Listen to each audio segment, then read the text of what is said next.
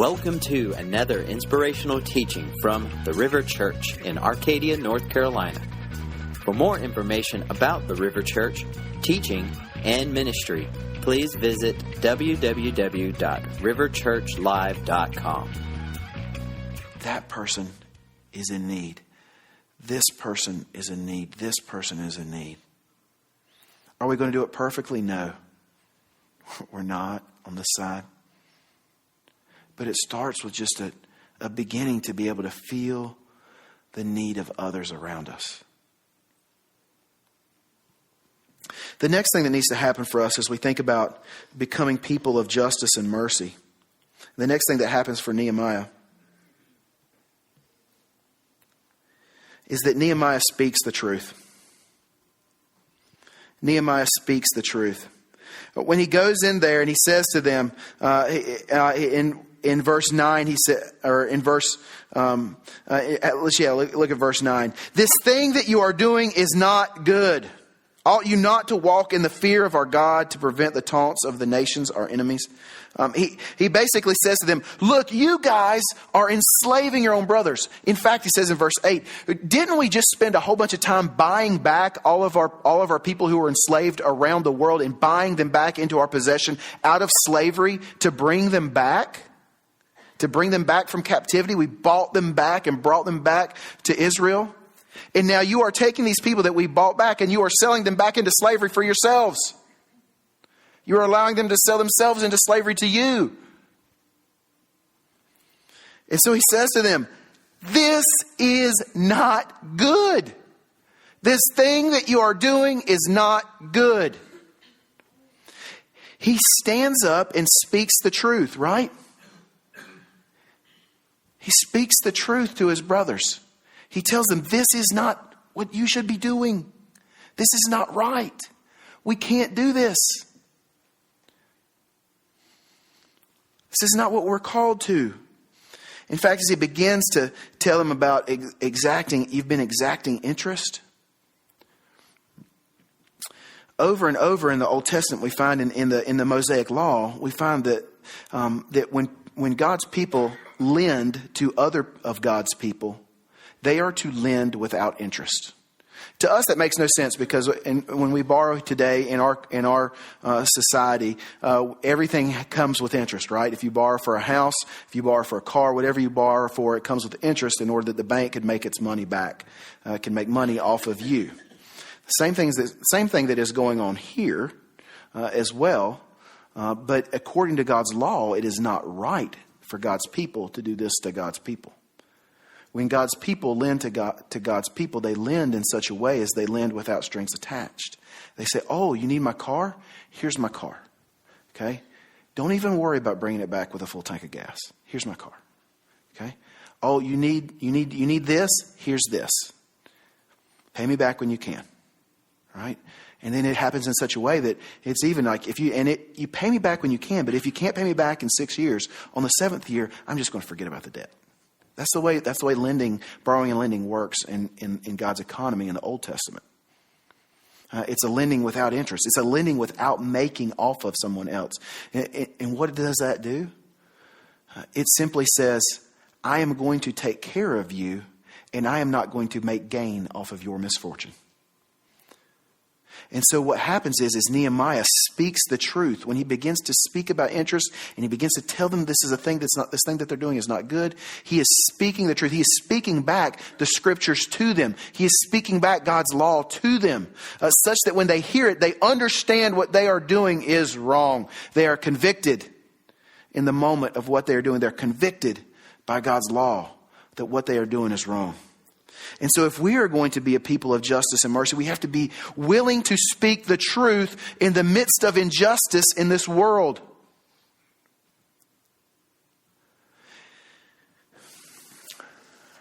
I want to be honest with you. I feel as though it's becoming more and more difficult to be a person of faith in our society. As we see a continued move away from just not even from God, but even from the morality that is focused around the Christian faith. As we see our country move away and move away and move away and move away step by step, and man, in the last several years, it has taken giant leaps, I think, instead of little steps. But as we see that happen in our culture, as we see that kind of step away, I think it's going to become even harder and harder and harder for us as Christians to be able to stand up and to say, this is wrong. Because what's going to happen is we are going to continue, and it's going to get worse, a sense of being kind of pressed on and pushed down and said, no, you're wrong, you're intolerant, you're a bigot, you don't love people, because we are trying to stand for truth. It's going to become harder and harder to stand for truth. But if we are going to be people who are islands of justice, the same kind of justice that Nehemiah brings, and when things are not right, we are going to have to, as followers of Jesus, stand up and say, this is not right. This is not right. Now, the way we do it needs to be respectful and polite. We don't want to stand on the side of the road with a Bible and a baseball bat and say, "Ah!" all the time, right? That's not what God's calling us to. God instead is calling us to in the midst of the injustice, to stand up and say, "Look," in a respectful, in a humble way, say, "This is not right. This is not right." But still speak truth. Still speak truth. And closely related to that, we need to speak truth, is the next thing. We need to stand for those who cannot stand themselves. That's exactly what Nehemiah is doing. He is standing for those who can't stand themselves. They come to him, they tell him their predicament where they are, and he stands in the gap for them. And we are going to have to be people who are willing to stand in the gap. He stands in the gap in such a way that he takes this giant risk and just tells these people exactly what they're doing is wrong. And when they agree with him, then he's like, and listen, if you don't do this, and he starts to shake out his garment, unfold his garment, the folds from his garment, and say, if you don't do this, the way I'm shaking out my garment is the way God should be shaking you out.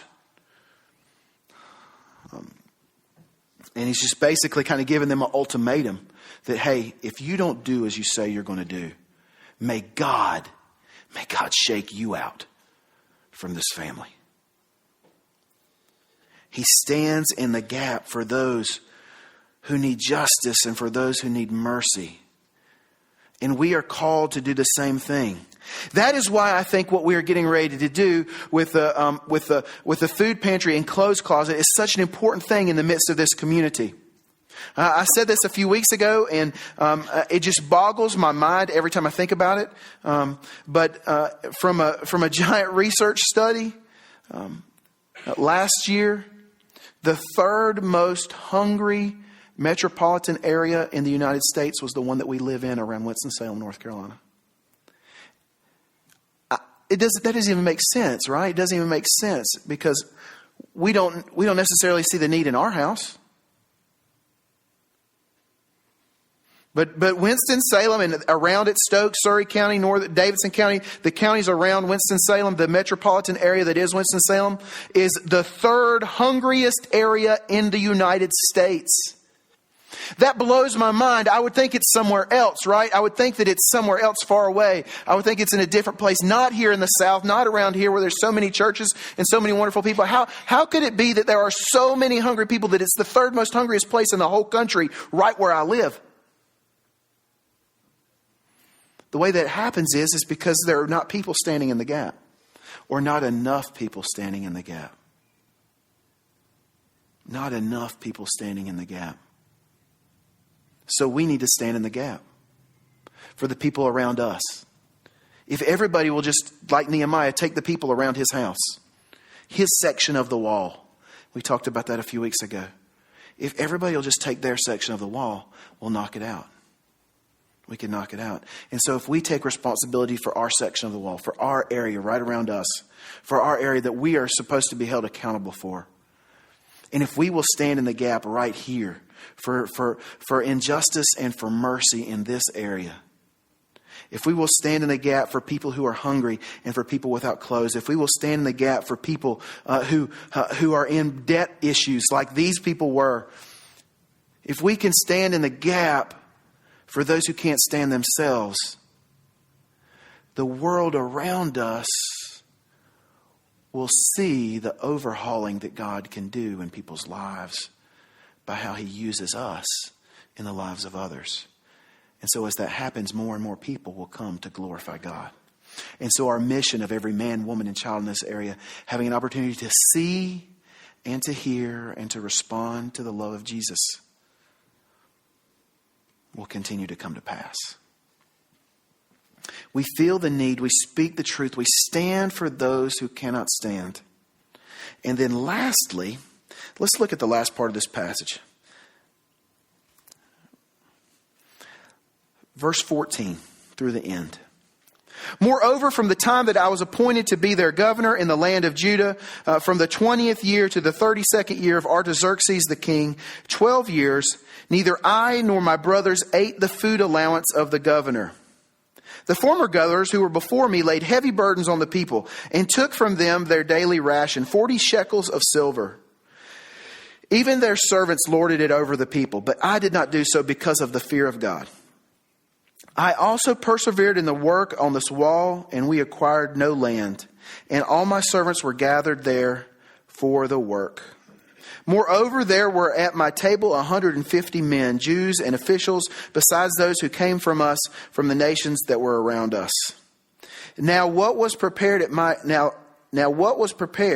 expense for each day was 1 ox and 6 choice sheep and birds, and every 10 days all kinds of wine in abundance. Yet for all of this I did not demand the food allowance of the governor, because the service was too heavy on this people. Remember for my good, O God, all that I've done for this people. It sounds a little bit like bragging, but what's happening here is that Nehemiah is laying out how he leads for us. He's laying out how he leads for us. And the way that he leads is this. He does not take what he could take from the people because he sees that they're in need, yet instead, at his own expense, feeds hundreds of people at his own table. At his own table. In the day, as a governor over the area, this is the first chance we see that he's actually been appointed governor. And so he's appointed governor, and he could tax all of the people in order to pay for his food.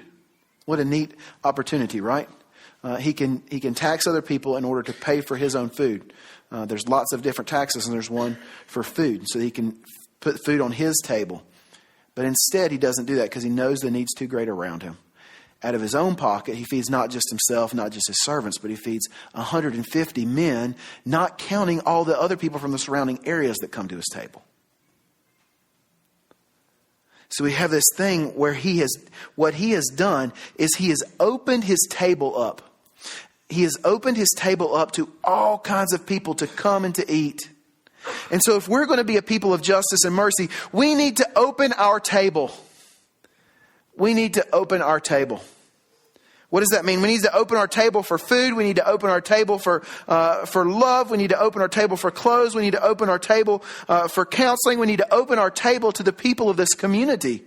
In order for us to be a people of justice and mercy in this community, we need to open our table. We need to take what we have and we need to be able to give it away. Give it away at our own expense. So what does that mean practically? Hey, there's these sign-ups on this table over here, right? I mean, practically, we have opportunity to feed people. We have an opportunity to feed the JV football team at North. Do they have food at home? Most of them probably do. Some of them may not. But it's an opportunity to feed people from our table. To say, come in here from the community, and here we're going to feed you, because this is what the church does. The church feeds people. The church feeds people physically. The church feeds people emotionally. It feeds people spiritually. Come in here and eat. So we're going to feed. It's 95 people between coaches and adults and kids. It's 95 people that we're going to have to feed. We're going to bring them in here and we're going to do it up. We're going to make it cool. We're going to put because they're going to play a game that night. So we're going to play music while they're eating and put up here on the TV. We're going to put up here, NFL greatest hits and let them all get pumped up and ready to go for their game that night and everything. We're going to do it upright, and we're going to feed the guys with a whole bunch of food and let them eat a whole bunch of food, because that's what football players do. They eat lots of food. And they get ready to go out and hit people for the glory of God. Don't get me started on that. So we're going to open our table. We're going to open our table. We're going to open our table at Thanksgiving because there are families that you know around you. If you sit and think for a second and you're able to kind of bring down the walls and feel the need of those around you, you're going to think of some families around you that might need a helping hand this Thanksgiving. Yeah, they're probably going to have Thanksgiving, but they wouldn't really have Thanksgiving. Or they're going to have Thanksgiving and it's going to be at the expense of something else that they need to do. Right? Because you know that's the way moms are. They would do Thanksgiving and that thing at the expense of something else that needed to be paid or done or bought for the family in order to be able to put on Thanksgiving. And so what we want to do is we want to be able to open up our table and say, we'll handle Thanksgiving for you. We'll handle Thanksgiving for you. So you know families that need that help, probably. And there's a place for you to sign up there. We don't want you to put their names down. Okay, that'd be kind of weird. Just put your name down and say whether you have one family or two families or three families. We'll worry about how many people are in the family later. But if you'll put your name down on there, we'll contact you and find out more information about the family so we can get it worked out right. But just go ahead and just put your name down and how many families you think you might know around you that have need.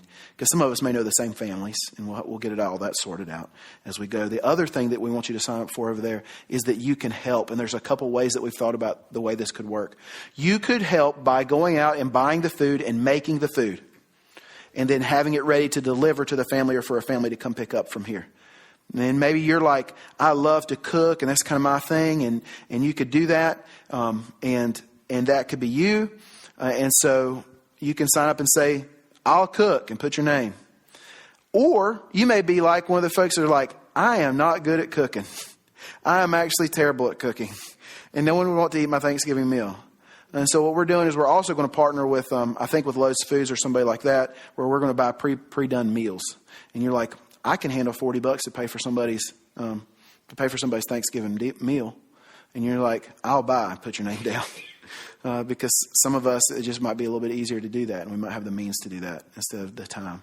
Some of you are in the boat where you're like, I can't cook and I can't give. And so you can sign up and say, I'll help deliver.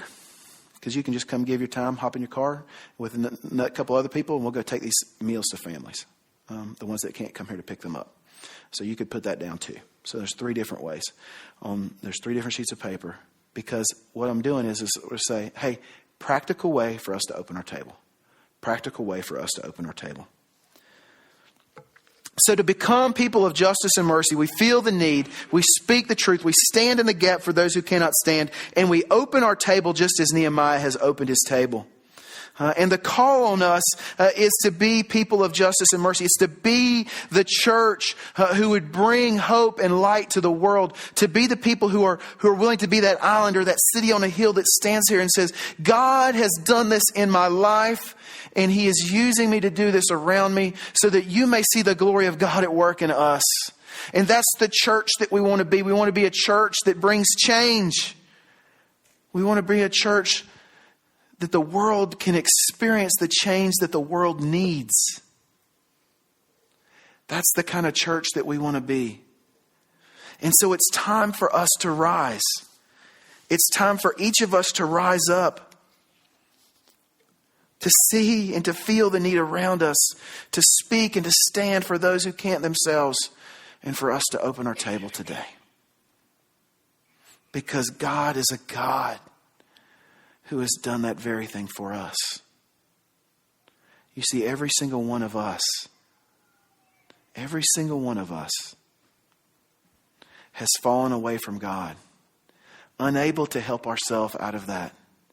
And yet God, in His amazing love for us, has pursued us with His love and made a way possible, not of anything that we could do ourselves, but of His own work from sending His Son on the cross, in order that standing in the gap that you and I could not do ourselves, speaking the truth to those around Him, and then opening up Himself in sacrifice, that you and I may live.